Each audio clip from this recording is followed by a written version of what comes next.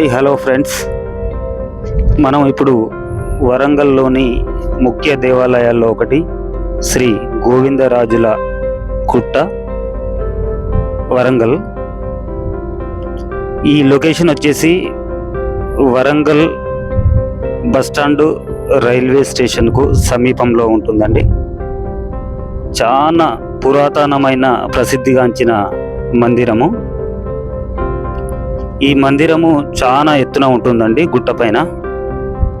దీనికి భక్తులు ఒక్కొక్క మెట్టుకి పసుపు, కుంకుమ, గంధము, బొట్లు పెట్టుకుంటూ తమ మొక్కులను తీర్చుకుంటారు.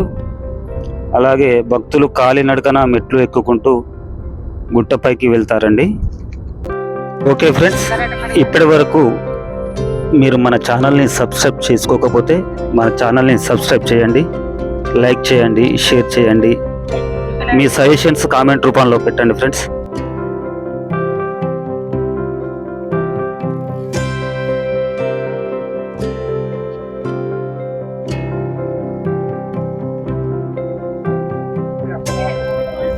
మనకి ఆ స్వామివారి మందిరము ఉదయం కన్నా రాత్రి ఆ దీపకాంతుల వెలుతురులలో ఎంతో అద్భుతంగా కనిపిస్తుందండి. అదిగో చూసారా, బంగారు గోపురంతో నిర్మించిన విధంగా ఎలా దగదగలాడుతుందో చూడండి ఫ్రెండ్స్. అలాగే భక్తులు ఇక్కడ తమ కోరికలు తీర్చడానికి ఇలా ఒకదానిపై ఒకటి రాయిని ఉంచి తమకున్న కోరికలను ఏదేని కానీ నెరవేరాలని అలా మొక్కుకుంటారు.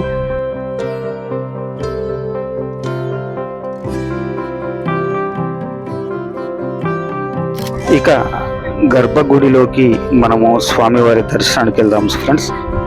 అదిగో చూడండి, స్వామివారు ఇలా అనంత పద్మస్వామి వలె శేషపాన్పుపై పడుకొని స్వామి భక్తుల కోరికలు తీర్చుతుంటారు.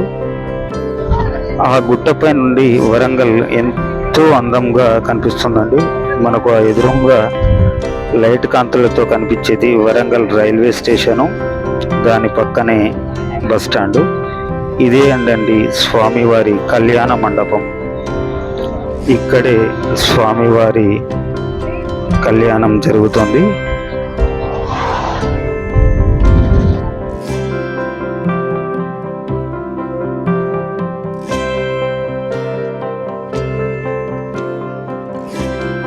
అలా దర్శనం చేసుకున్న భక్తులు ఆ కళ్యాణ మండపం వద్ద కాసేపు సేద తీరుతారు. తమ వెంట తెచ్చుకున్న తినుబండారాలు ఏవైనా కూడా అక్కడే తిని కాసేపు అలా కూర్చుంటారండి. ఇక్కడ మనకు ఇంకోటి, ఇక్కడ ఆ గుట్ట పైన తెల్లని ఆ బండపై మనకు జై శ్రీరామ్, జై శ్రీరామ్ అని అక్కడ భక్తులు, పూజారులు స్వస్తిక్ నామాలతో ఎంతో అద్భుతంగా స్వామివారి స్మరణ చేసుకుంటూ అక్కడ ఆ శిలపై రాశారండి. అలాగే గోవింద భక్తనామాలతోటి ఆ ఆలయం మారుమోగుతున్నదండి.